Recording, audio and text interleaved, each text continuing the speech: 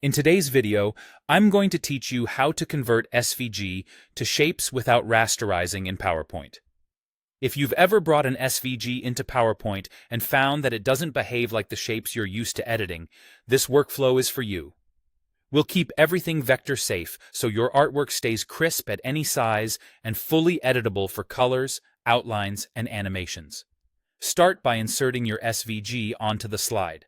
Go to Insert, choose Pictures, then this device, and select your .svg file.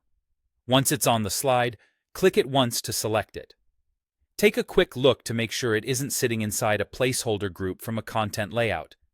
If it is, simply drag it onto the main slide canvas so it's treated as a standalone graphic. With the SVG selected, convert it to editable shapes. You can do this by right-clicking and choosing Convert to Shape, or by going to the Graphics Format tab on the ribbon and selecting Convert to Shape there. This is the key step that turns your SVG into native PowerPoint vector shapes, rather than a rasterized picture. After conversion, it may look the same, but under the hood, it's now a set of shapes you can edit like any other object in PowerPoint. Next, ungroup the converted graphic so you can work with its parts. Right-click and choose Ungroup. Then confirm by choosing Yes if PowerPoint asks. Many SVGs come in nested groups, so repeat ungroup until individual elements are selectable on their own. You'll know you're done when clicking a piece selects just that piece, not the entire graphic. This is especially helpful for complex icons or logos where you want to recolor or rearrange specific components. Now you can edit freely without losing vector quality.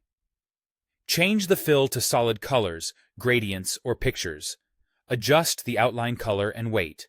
Resize freely and the edges will stay sharp. And apply animations to either the whole graphic or to individual parts for more nuanced motion. Because these are vector shapes, scaling up for large slides or high-resolution displays won't introduce blur, and recoloring will be clean and consistent.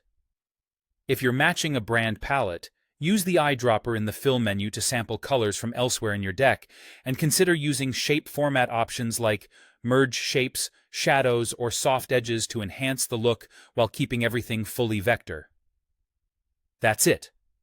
You've inserted your SVG, converted it to shapes, ungrouped as needed, and you're now free to edit and animate while staying 100% vector.